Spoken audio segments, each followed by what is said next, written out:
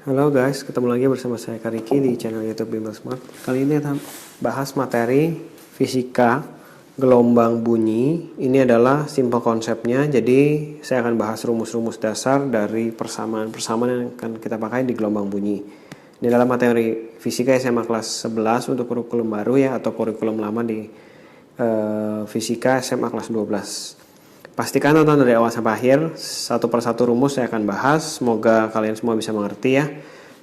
Lebih baik nanti kalian akan perlengkapi dengan latihan-latihan soal yang akan saya bahas di video yang terpisah. Oke, jangan lupa subscribe juga biar update terus video-video dari kita. Oke. Kalau kecepatan kalian bisa ulang-ulang sendiri ya. Bisa diulang-ulang lagi sampai kalian benar-benar mengerti konsep ini. Yang pertama adalah dawai. Jadi kita akan bahas gelombang bunyi. Di sini adalah gelombang longitudinal. Gelombang bunyi termasuk gelombang mekanik. Dia butuh medium. Jadi bunyi kalau di ruang hampa tidak dapat merambat. Beda dengan cahaya. Cahaya adalah gelombang elektromagnetik. Dia nggak butuh medium ya. Nah yang pertama adalah dawai. Dawai ini adalah senar, gitar ya.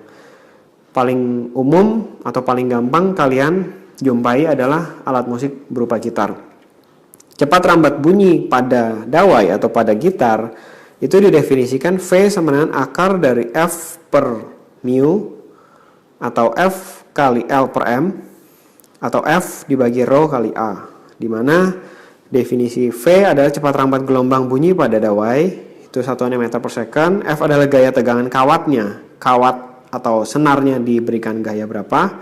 Mu adalah massa persatuan panjang, M per L kilogram per meter. Rho adalah massa jenis bahan dawainya. Jadi bahan dawai ada yang string, ada yang bahan dasarnya, ada yang nilon, ada yang string. Jadi beda-beda ya, tergantung bahannya. Kemudian A besar adalah luas penampang dawainya, dianggap sebagai lingkaran PR kuadrat. Nah di sini kalian perhatikan cepat rambat bunyi di zat padat itu lebih besar ya daripada di zat cair. Lebih besar juga daripada di udara. Jadi cepat rambat bunyi di udara umumnya adalah 340 meter per second. Cepat rambat bunyi di zat padat lebih besar dibandingkan zat cair dibandingkan pada udara. Nah, gelombang yang terjadi pada dawai kurang lebih seperti ini ya. Dia ada yang terikat di ujung-ujungnya. Dia akan menghasilkan gelombang stasioner, ujung terikat tapi kedua ujungnya terikat. Kalau saya ambil satu bagian ya, satu gelombang aja, itu akan menghasilkan dua simpul dan satu perut. Jadi jumlah simpul selalu lebih besar satu. Jadi jumlah simpul adalah jumlah perut ditambah satu. Dimana untuk satu perut atau dua simpul yang terjadi, ini sebagai panjang nada dasarnya gitu ya. Panjang dari frekuensi yang pertama adalah setengah dari lambda. Nah, dengan demikian kalau kita masukkan ke rumus V sama dengan lambda kali F, ya kan, frekuensinya kita bisa cari dari V per lambda, atau V pada dawai tadi udah ada akar F per mu atau akar F kali L per M ya, dibagi dengan lambdanya, berarti dari sini dapat adalah 2 kali L. Ya. Dan perbandingan F1, F2, F3-nya akan berbanding sebagai 1:2:3. Dengan demikian Fn, frekuensi nada keberapa dari dawai adalah N kali V per 2L. Jadi hati-hati ya di sini. V-nya kalian harus cari dulu. Pada dawai nggak bisa langsung masukin 340 meter per second. Mana N kecil adalah 1, 2, dan 3 jumlah perutnya, atau dengan kata lain jumlah perut. N1 adalah nada dasar atau nama lainnya nada harmonik ke-1. N2 adalah nada atas pertama atau harmonik kedua. Kalau N sama dengan 3 berarti nada atas kedua atau harmonik ke-3 gitu ya. Jadi yang N sama dengan harmonik ke berapa. Tapi kalau nada dasar itu N1 nada atas pertama, N2 nada atas kedua, itu N-nya 3. Jelas ya pada dawai, nanti mungkin lebih jelas di soal. Yang kedua tentang pipa organa. Pipa organa dibagi dua menjadi pipa organa tertutup dan terbuka. Contohnya paling gampang alat-alat musik tiup di sini ya. Alat musik tiup contohnya adalah suling, trompet, klarinet ya, banyak, saksofon. Dia ada yang ujungnya terbuka, pipanya terbuka, ada yang pipanya tertutup. Nah, kalau yang pertama saya bahas pipa terbuka, pipa yang terbuka, kurang lebih seperti ini gambarnya. Jumlah perut yang dihasilkan itu lebih besar daripada simpul. Jadi perut adalah simpul tambah satu. Satu panjang satu simpul yang terbentuk ya, itu L sama dengan setengah lambda juga.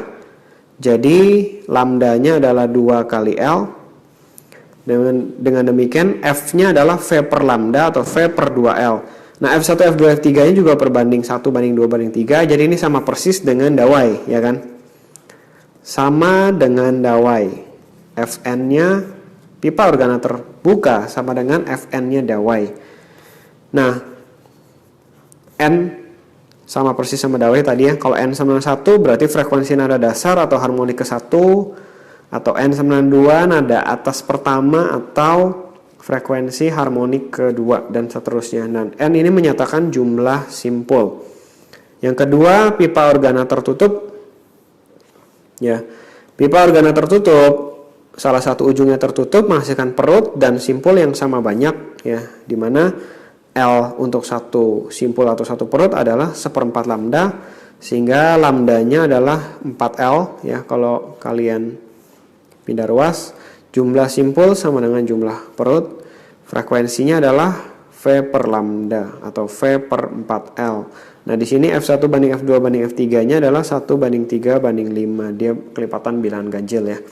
Dimana Fn-nya berarti 2n-1 kali lambda per 4L. Dimana N sama dengan 1, 2, 3 itu jumlah simpulnya atau jumlah perut sama ya.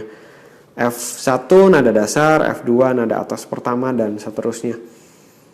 Jelas. Nomor berikutnya tentang intensitas gelombang.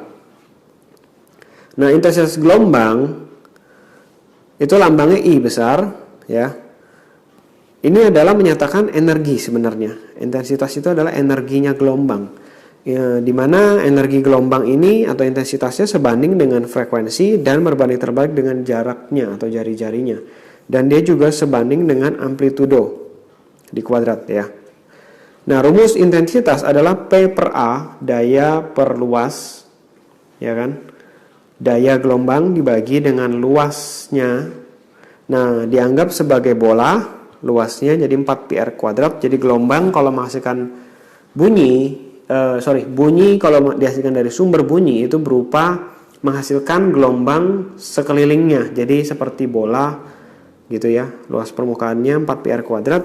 Lalu intensitas 1 dibanding intensitas 2 karena dia berbanding terbalik dengan R kuadrat, jadi kalau pada jarak tertentu dia akan berbanding terbalik dengan jaraknya di kuadrat. Lalu yang kedua adalah tentang taraf intensitas bunyi, lambangnya adalah TI besar gitu ya. Taraf intensitas bunyi adalah 10 log I per I0 ya. Taraf intensitas bunyi ini satuannya desibel. Kalau tadi intensitas satuannya adalah watt per meter persegi ya. Intensitas adalah watt per meter persegi. Dan I0 adalah intensitas ambang pendengaran 10⁻12. Jadi kalau bunyi, kita telinga mendengar bunyi lebih besar daripada intensitas ambang pendengaran atau taraf intensitas ini 120, kalau dimasukin I0 yang 10⁻12, telinga kita bisa rusak ya. Contohnya untuk mesin jet itu antara 140 sampai 160 desibel, ini sangat tinggi bagi telinga kita, itu sangat menyakitkan bagi telinga kita kalau kita dengar langsung mesin jet dekat dengan telinga ya. Jadi satuannya desibel. Ini selalu 10 ya. Depannya ada angka 10 dan basis logaritmanya juga 10. Jadi ingat logaritma kalau nggak ada basisnya itu 10. Nah, ini yang selanjutnya tentang rumus taraf intensitas jika dibandingkan dengan jarak tertentu. Ya, dia akan berbanding terbalik dengan jarak. Makin jauh dari sumber bunyi, taraf intensitas bunyi pasti makin kecil ya kan. Kalau kalian makin jauh dari satu sumber bunyi, pasti yang kalian dengar bunyinya makin kecil. Itu logikanya juga sama. Lalu kalau ada mesin atau jumlah sumber bunyi yang identik menghasilkan bunyi yang bersamaan N, itu juga pasti akan menghasilkan taraf intensitas yang lebih besar dibandingkan satu sumber bunyi. Tapi dia tidak menjadi kelipatannya, tapi menjadi kelipatan dari 10 log N. Ini juga sama, semua logaritma di sini basisnya 10 ya. Nanti ketemu di soal mungkin lebih jelas. Yang selanjutnya tentang pelayangan gelombang. Nah, ini adalah selisih antara dua frekuensi yang bunyi berbarengan gitu ya. Pelayangan gelombang ini terjadi karena interferensi antara dua gelombang memiliki amplitudo yang sama dan frekuensinya beda dikit. Jadi amplitudonya harus sama, tapi frekuensinya beda dikit, di mana F2 lebih besar sedikit dari F1. Contohnya kalau kalian dengar ambulans, ada dua mobil ambulans, yang satu udah bunyi, yang kedua itu bunyinya beda, misalnya 5 atau 6 detik setelahnya baru mulai start. Itu kan seakan-akan bunyinya kacau, tapi satu titik kalian bisa bedain, oh ini ambulans pertama, yang ini ambulans kedua. Nah, itu kurang lebih bayangan dari pelayangan gelombang. Ada perbedaan frekuensi yang sangat sedikit dan kita bisa membedakan antara kedua sumber bunyi itu ya.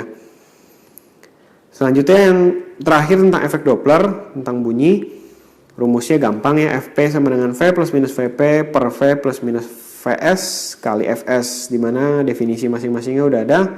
Fp adalah frekuensi yang didengar pengamat. Kalau Fs adalah yang dipancarkan oleh sumber bunyi 1 Hz. V adalah cepat rambat bunyi di udara 340 ya. Vp kecepatan pengamat yang bergerak, atau Vs adalah kecepatan sumber bunyi yang bergerak.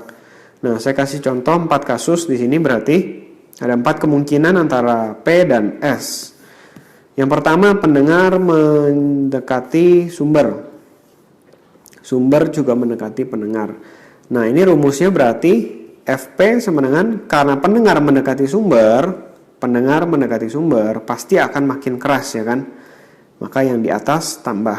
Nah, sumber mendekati pendengar juga makin keras, tapi karena dia sebagai penyebut, jadinya dikurang V min Vs kali Fs. Jelas ya? Ini adalah rumus untuk yang saling mendekati. Yang kedua, pendengar saling menjauhi terhadap sumber. Sumber juga menjauhi, maka Fp pasti makin kecil ya kan. Yang atasnya dikurang, yang bawahnya ditambah. Jelas ya ini? Suatu pecahan akan semakin kecil nilainya kalau pembilangnya makin kecil, penyebutnya makin besar. Lalu kemungkinan ketiga adalah pendengar mendekati sumber, tapi sumber menjauhi pendengar, jadi kayak kejar-kejaran. Nah, di sini karena pendengar mendekati sumber, seakan-akan pendengar akan mendengar lebih besar gitu ya, ditambah. Nah, sumber menjauhi pendengar, dia akan makin kecil frekuensinya, jadi dua-duanya ditambah. Yang terakhir, kalau pendengarnya menjauhi sumber tapi sumbernya mendekati pendengar gitu ya, kejar-kejaran juga, maka Fp-nya adalah V min Vp. Jadi pendengarnya kalau menjauhi sumber dia akan makin kecil ya kan frekuensinya. Si sumber mendekati pendengar harusnya makin besar, jadi di minus dua-duanya ya. Jadi ada 4 kemungkinan antara efek Doppler ini, antara pendengar dan sumber, saling mendekati, saling menjauhi, saling kejar-kejaran, ada yang ke arah sumber, ada yang ke arah pendengar. Mungkin nanti lebih jelas di soal ya. Ketemu lagi di video selanjutnya, yang pastinya tunggu tentang soal latihannya. Saya akan upload secepat mungkin. Thank you for watching. Jangan lupa di share, di like, komen. Jangan lupa subscribe juga biar update terus video dari kita, oke? Thank you for watching. Bimba Smart, your smart solution.